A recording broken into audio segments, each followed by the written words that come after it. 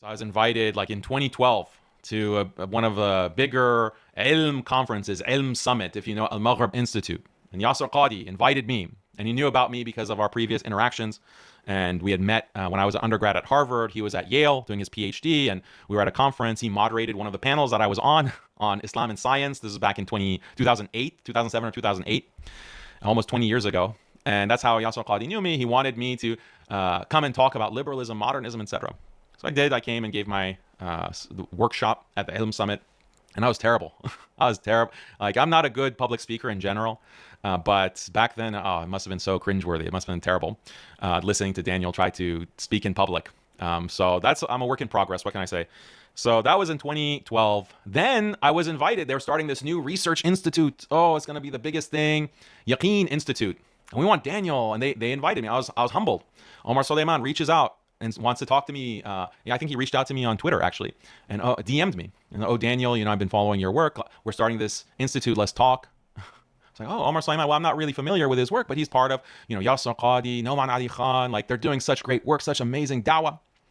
So I got on the phone. Daniel, we have an offer for you, an offer that you can't refuse, so to speak. We want you to come be our research director at Yaqeen Institute. I was like, wow, we want you to move. We want to move you, your whole family, to move down to Dallas. We were living in California at the time, and we want you to be the research director. So, wow, this is really an opportunity, because at that time I was working at my job full time in software, product management, and now and at the same time I was doing dawah on the side after work, writing on my blog, typing away articles about evolution, science, modernism, feminism. I was writing these articles. And then, they want me to come and be their research director. Wow, then I can do that full time. I can have that as my job and focus instead of just 3 or 4 hours a day, or less actually. I can spend 8 hours a day, minimum 8 hours a day, doing dawah, writing articles, doing research, having a team. What better opportunity? And then there were intelligent people. There were people who said, Daniel, I'm not sure about this. And I remember one of my teachers, may Allah bless him and preserve him. He's one of those special people. Who sees certain things.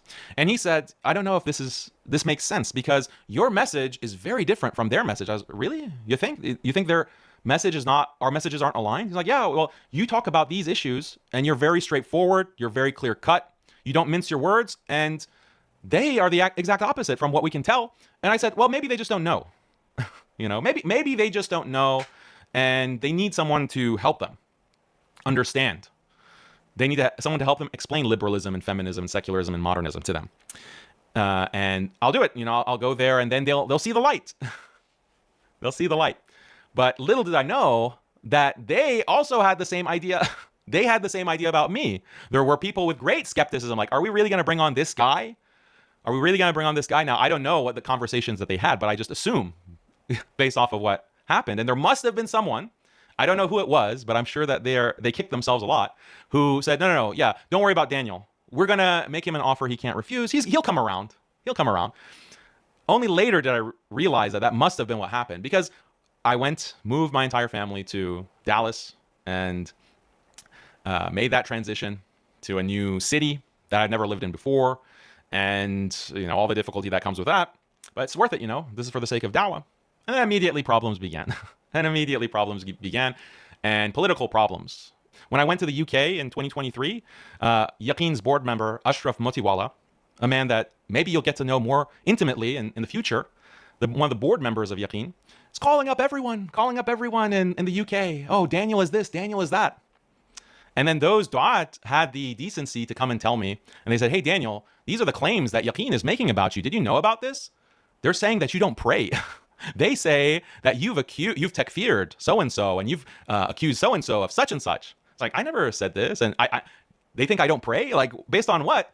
So these brothers in the UK wanted to get some clarification. And I said, look, I have nothing to hide. Every criticism I have had of the Dawah Mafia, of Yaqeen Institute, of whoever I put online with receipts, everything there is in a public record. If I've made a mistake, I'll retract it. If I've said something incorrect, I'll apologize. No problem. Let's have a panel of shuyukh, scholars who can come and arbitrate in a very transparent process. No response, no answer, no commitment. And this was from 2023. We're in 2025 right now. It's getting close to 2 years. So why do you think, Yaqeen? So this I'm trying to give you an understanding of the politics, because what happened at Yaqeen Institute, and people say, oh, Daniel was fired. Daniel was fired. And so Daniel is a disgruntled ex-employee. This is the kind of statements that someone like Ashraf Motivala spreads. That Daniel is a disgruntled ex-employee.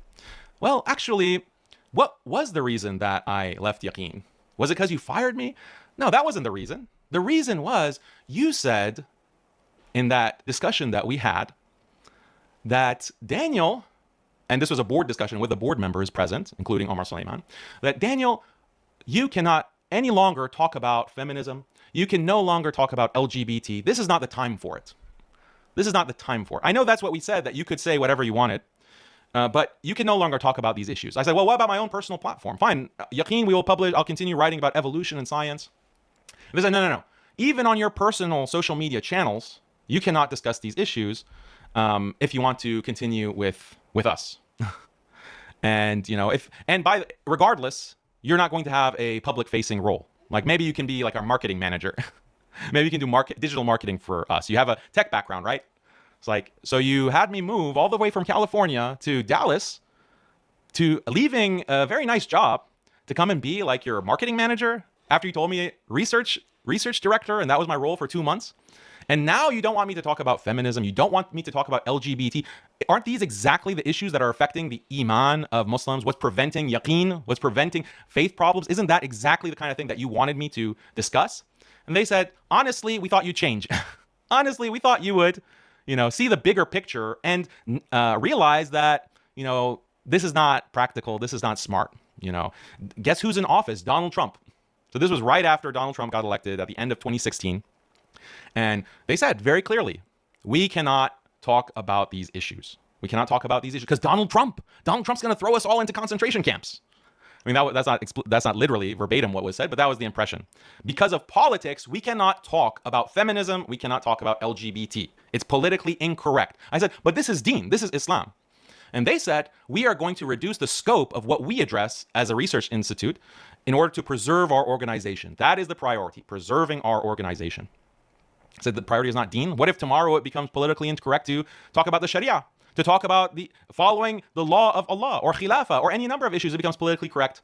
Then Yaqeen will stop talking about it. And they said, yes, because the most important thing is to preserve the organization. This is what they said. And I'm happy for them to come to an arbitration session and they can say, no, Daniel is a liar. We did not say that.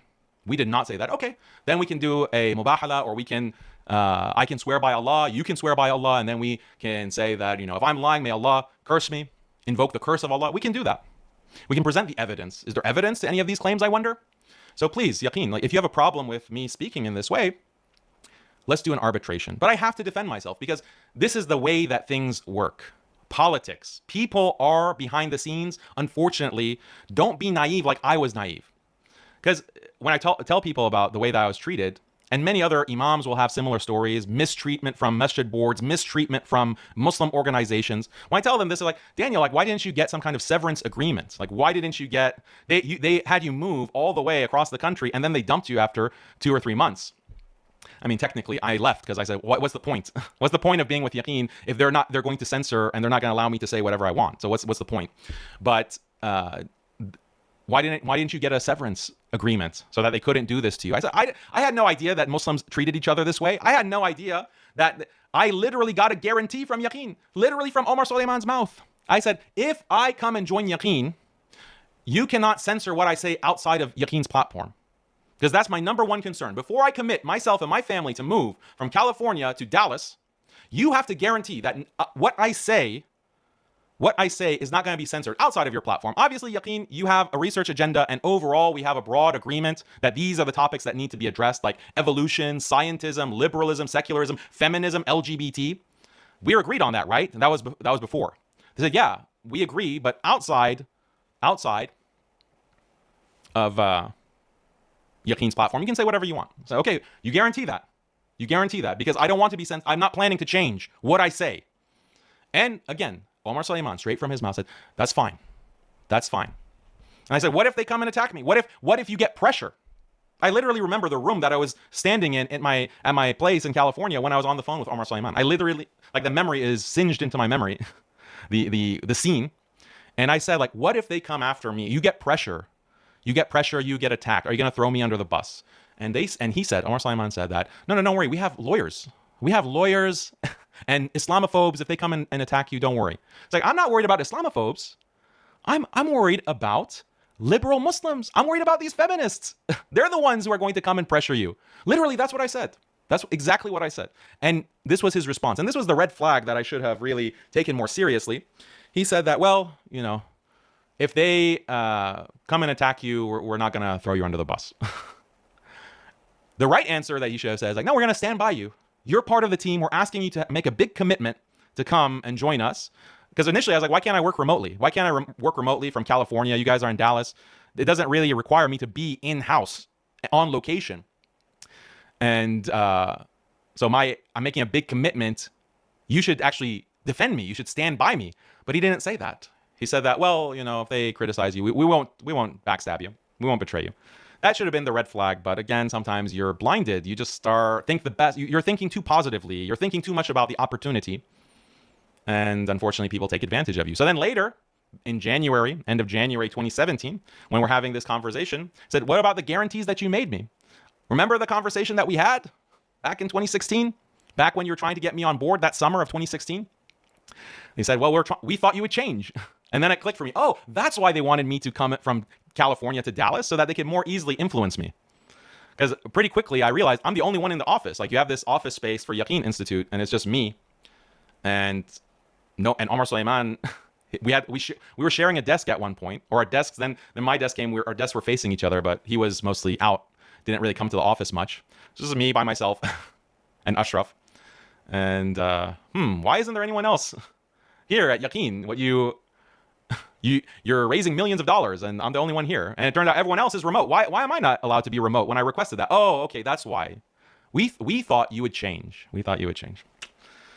So this is a story, and I didn't want to talk about this in this way, but it's been like, is there like a statute of limitations? Like, it's been years, and unfortunately they're still at it. Like, they're still attacking me. They're still trying to cancel me. They're reaching out to all of these different parties, trying to blackball me, boycott me.